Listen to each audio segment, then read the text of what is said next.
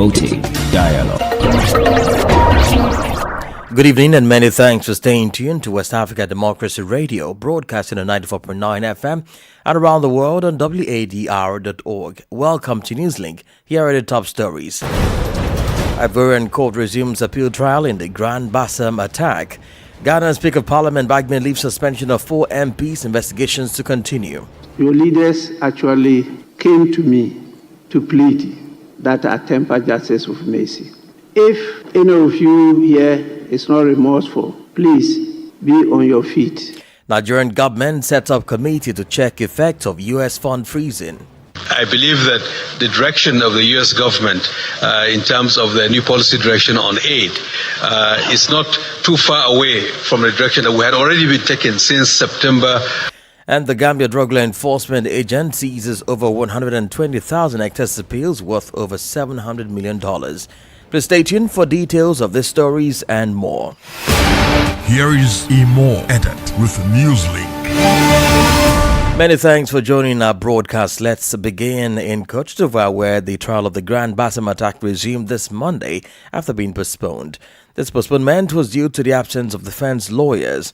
The defendants have appealed to contest the verdict rendered at first instance, which sentences 4 of the accused to life imprisonment. Augustin Gully has more details in this report. The attack took place in 2016 and left 19 dead and 33 injured. This deadly attack was claimed by the terrorist group Aquim. The accused, arrested and tried by the Ivorian courts, were found guilty at first instance of complicity, murder, an act of terrorism, and sentenced to life imprisonment. In front of the judges this Monday, the 4 defendants imprisoned in Côte d'Ivoire once again rejected the facts. Hantau Ak Mohamed Sisse, Sidi Mohamed Kunta, Mohamed Sisse, and Hassan Bari dismissed the accusations against them. In the dock, Hassan Bari denounces the lack of evidence in this trial. Since the beginning, he says he has not seen the slightest evidence that incriminates him and on which one could base a conviction in this case. Accused of having shattered the leader of the group that struck in Grand Bassam, Sidi Kunta loudly proclaims his innocence. One of the defense lawyers also deplored the lack of evidence. According to him, at the current stage, with the elements present, it is not possible to demonstrate with certainty that the defendants are the perpetrators of this deadly attack. Augustin Kuli filed that report. In neighboring Ghana, the Speaker of Parliament, Alban Bagme, has lifted the suspension on 4 members of Parliament MPs effective Tuesday. The MPs were initially suspended for 2 weeks starting from Friday, January 31, 2025, for their involvement in the chaotic scenes that erupted during the vetting of ministerial nominees. Although the suspension has been lifted, Mr. Bagme emphasized that investigations into the matter will continue, with a report to be compiled and presented to the House for further decision-making. Mr. Bagme, speaking on the floor of the House in a response to a plea of clemency by the minority and majority leaders during Tuesday's proceedings, said a report will be compiled and presented much later. The lifting of the suspension comes after a review of the incident, and the 4 MPs, namely Mr. Roxy Nelson Tefamokpo, Majority Chief Whip Mr. Frank Anor Dompre, Minority Chief Whip Mr. Jerry Ahmed Shoaib, Second Minority Whip, and Mr. Alassane Suleimana Tampuli, a new Patriotic Party MP for Gushegu, and now expected to resume the parliamentary duties as normal. First thing you have realized is that I have restored the title Honorable. The day I read my former communication to you and proceeded to suspend the 4 members, I never used the term Honorable. I have done so now because your leaders actually came to me to plead that I temper justice with mercy. If any of you here is not remorseful, please be on your feet. It's very, very important, and I can tell you I understand and appreciate what is happening. This house is often referred to as a house of might and majesty. Might because it's the combination of the sovereignty of all the people in the country. Majesty because the king or queen is part of the house, and therefore there can be no power higher than that of Parliament. And the person who represents Parliament is the Speaker. And so I sit here and I exercise your powers and I create an environment for you to be able to perform your function. And I go according to the rules. You can disagree with the Speaker, and the rules and the laws of Ghana permit you to do so, and also details out the procedure on how to handle the disagreement. Ghana Speaker of Parliament, Aban Bagmi, speaking there. Moving to the Sahel, particularly Niger, authorities have announced the upcoming creation of several infrastructures, including an airline, for the countries of the Alliance of Sahel States. According to Colonel Major Salisu Muhammad Salisu, the Nigerian Minister of Transport, this project aims to facilitate travel and integration among citizens of Mali, Burkina Faso and Niger, as well as some neighboring countries. A committee has been set up to implement these projects. However, numerous challenges lie ahead in the materialization of these airline projects. We'll take a listen to Al-Kasum Abdurrahman, an analyst on geopolitical and security issues in the Sahel. La question de trafic ou d'accessibilité d'un pays à un autre. The issue of traffic or accessibility from one country to another, transportation of people and their belongings, not only in the AES space, the Central Sahel space, the Tagos Guma, but even in West Africa, where Africa in general is a serious problem. Today, if you leave Niamey to go to a destination, for instance, Bamako, a trip that should normally take an hour, you have to go through Lomé. You have to go through Tessis. There are even destinations where you have to go to Addis Ababa to get to another destination. So this is to tell you that this is a serious problem. But the question that needs to be asked today is, what is the traffic between these three countries in terms of exchange, in terms of markets, in terms of population movements? I think we should work a lot more on the common markets. We should work a lot more on the industries that will create a lot more attraction, because we shouldn't create the company itself and then manage it. That becomes another concern. The problem is there, so we have to solve it. But it shouldn't be a company only for these three countries, but for the African people.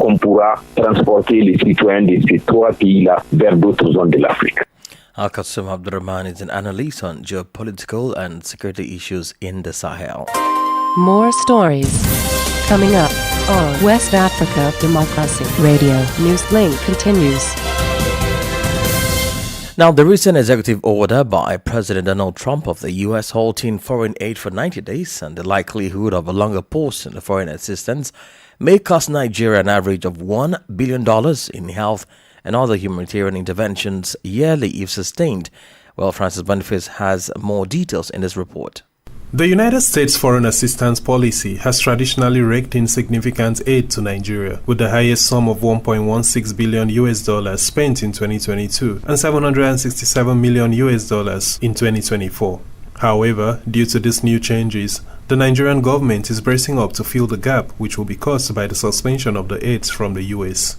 As part of the plan, a sustainability committee has been set up to, within the next 3 months, outline a plan to address possible effects arising from the United States policy changes to its aid to Nigeria. Here is the coordinating Minister of Health and Social Welfare, Professor Ali Pate. I believe that the direction of the U.S. government in terms of the new policy direction on aid is not too far away from the direction that we had already been taken since December 2023 in terms of the Health Sector Renewal Investment Initiative and the sector-wide approach, which is national ownership, national responsibility, using our national systems, using our money, our own domestic resources, but also ensuring that it's effectively deployed and increasingly take the responsibility for the care of our people who may have HIV, malaria, TB, along with other diseases that we've been investing in.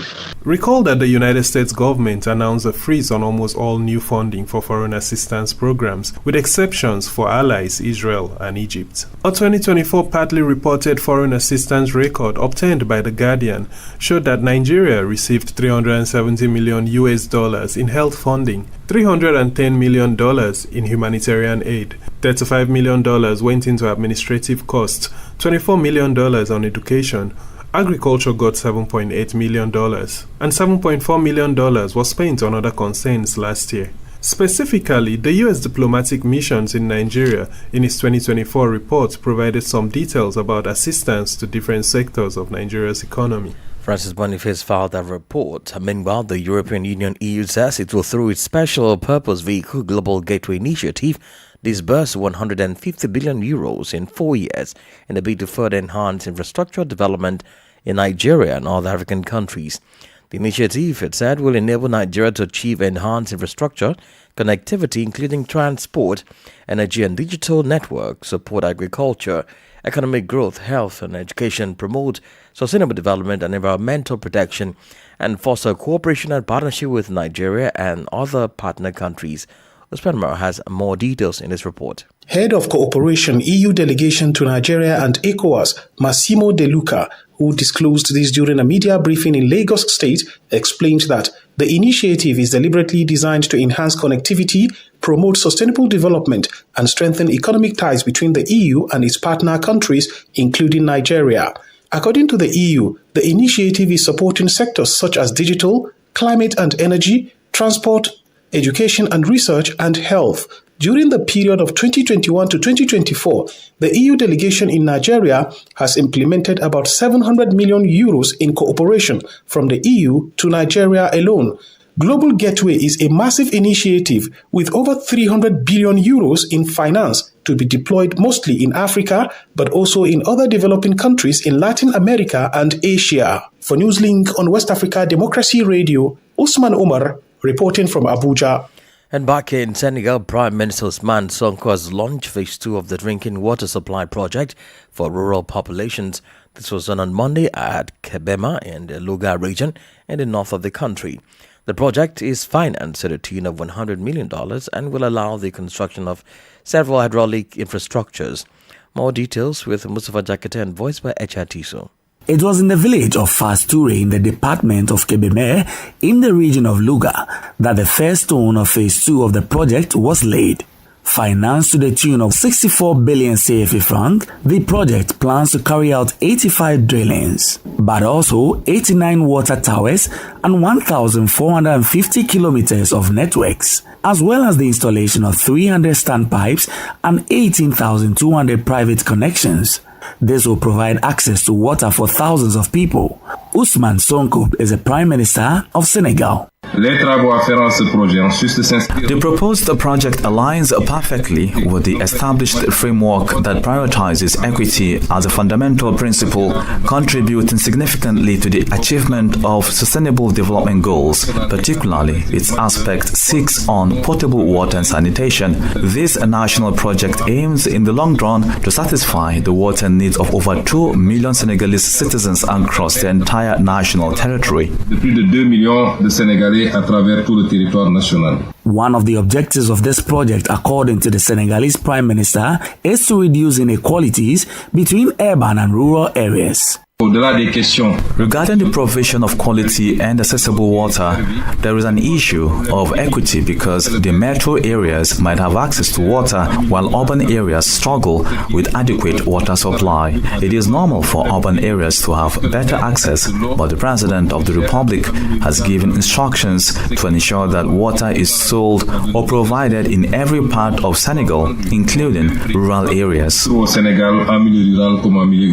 work on phase 2 of this rural drinking water supply project will be completed in almost 3 years. That was a report by Mustafa Jakete and voiced by Echatiso. You're listening to Newslink, coming to you from West Africa Democracy Radio, broadcasting on 94.9 FM in Dakar and on WADR.org. Here's a reminder of our top stories. Ivorian court resumes appeal trial in the Grand Bassam attack. Ghana Speaker of Parliament Bagman leaves suspension on 4 MPs. Investigations to continue. Nigerian government sets up committee to check effects of U.S. fund freeze. And still ahead in the news, drug law enforcement agents in the Gambia seizes over 120,000 ecstasy pills worth over $700 million. We do have a guest interview and sports news. Please stay with us. West Africa Democracy Radio. It's you speaking. Well, don't forget you can listen to us live on WADR.org and follow our live streaming on YouTube and Facebook. Now, in the Gambia, the Drug Law Enforcement Agency has made a major bust of over 120,000 ecstasy pills worth over $700 million. The seizure, described as one of the biggest in ecstasy apprehension, was unraveled by operatives of the Drug Law Enforcement Agency of the Gambia, stationed at the Banjul International Airport. Sankle Janko brings us details in this report. The Drug Law Enforcement agents apprehended the suspect following his arrival at the Banjul International Airport on Sunday. Usman Sediba is the spokesperson of the Drug Law Enforcement Agency of the Gambia. The suspect, who has been identified as Sekou Krubali, traveled from Barcelona to Amsterdam, where he is said to have secured these drugs from a friend. And then from Barcelona, he traveled to Banjul on board SN Brussels airline. And upon his arrival, the operatives were able to arrest him. The drugs were concealed in his luggage, 3 big suitcases that he had. The seizure is said to be one of the largest ever single seizure of ecstasy effected at an airport within the sub-region. So the cumulative total quantity that was arrested with him is 128,745 pills of ecstasy. This seizure can be said to be one of the largest single seizure to be effected within the sub-region at the airport. If you look at this quantity in the history of Gambia itself, is the single biggest seizure of ecstasy that has ever been effected at the airport. The suspect is currently in police custody, helping with the investigations. The Gambia is gradually turning into a transit and destination for illicit drugs. Within a span of 3 months, operatives stationed at the airport have seized more than 215,000 pills of ecstasy and significant quantities of cocaine, Moroccan hashish, skunk, cannabis, and other varying types of drugs. For Newslink on West Africa Democracy Radio, I am Sankule Janka reporting from Banjul. In Liberia, a shocking scandal has emerged, casting a shadow over the very institution designed to combat human trafficking. Henry McGill, the Director of Operations at the Anti-Trafficking in Persons Task Force, stands accused of terrible crimes that directly contradict the mission of his office. WDL's Monrovia correspondent has been reading through the police charge sheet and now reports. The 38-year-old official has been charged with trafficking in persons and theft of property, violations of the Trafficking in Persons Act in the Penal Law of Liberia. McGill's alleged offenses involve the recruitment of several victims, including Francis Johnson, Ebrata Lolo, and Doris Siatama. Investigative reports from the police reveal that he successfully sent Doris Siatama to Oman, where she reportedly endured slavery and several human rights abuses. It is alleged that he extracted $700 from each victim, amassing a total of $2,100 in processing fees. According to the police, his attempts to avoid justice became apparent when he acquired a new passport on September 22, 2022, after authorities seized his previous passports during an initial arrest to prevent him from fleeing the country. Well, Section 7B under the Trafficking Law of Liberia states that a court of competent jurisdiction shall sentence a person convicted of the crime of trafficking in persons to a minimum of 1 year with other penalties. As the case develops, the implications for Liberia's efforts against human trafficking loom large. From Monrovia, this is Abraham Parker for West Africa Democracy Radio. Politics, analysis on major news, social matters, and all. This is A Guest.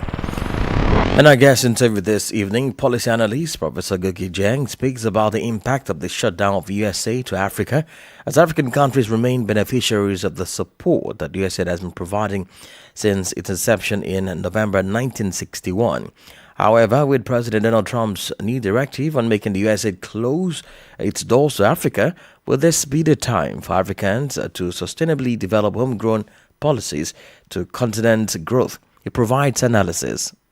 No surprise. This is really in accordance with his campaign and promises. He's simply implementing what he promised during his campaign. So there is no surprise. Maybe the problem is that the decision or the influence has come from somebody from Africa, Elon Musk, being from South Africa. But in any case, he's no longer concerned about what is going on in Africa. So this is something we can consider to be at the same time negative and positive. It is negative because countries count on this to support their education, healthcare, development programs. And so far, the USAID project have really been positive. This is something we really have got to acknowledge. Would you bring to perspective, say, countries of West Africa that have benefited and are still benefiting from USAID? Now, all the countries, USAID programs are present in almost the countries in Africa. You cannot really cite a country in Africa where the USAID programs are present, because this is part of the American international policy. This is diplomacy. Maybe this is something Trump doesn't take into account. He believes that he's simply helping. He's simply giving away American money to other countries. But this money also is diplomatic, plays a diplomatic role. Because being present in Senegal, being present in Guinea, being present in other countries in Africa helps also America be more respected and be more present. So do you think President Trump's decision, backed or supported by Elon Musk, is more of him fulfilling his campaign promise or promises to his supporters and Americans, rather than being logical and see in depth the far consequences of this and influence America had through the USAID by reaching out to countries with support and, of course, gaining control, political control? I believe that Trump doesn't know much about politics. He doesn't know much about geopolitics. Maybe he has advisors, but he doesn't really know geopolitics very much. What is important for him is America. This is the reason why his slogan was, "We have got to make America great again." That's to say, we have got to focus on America. And I believe that this may be something positive, but I see that can be also something negative. Because if you stop the USAID programs in Africa, then that will have consequences on the presence of America in Africa, on the influence of America in Africa. And I don't believe that Trump is in a position to understand all this, because it's not about the economy only, but it's about diplomacy, it's about politics. That was policy analyst Professor Gogi Jeng speaking on the impact the imminent shutdown of USAID could have on Africa. Well, let's join Sankli Janko for sports news.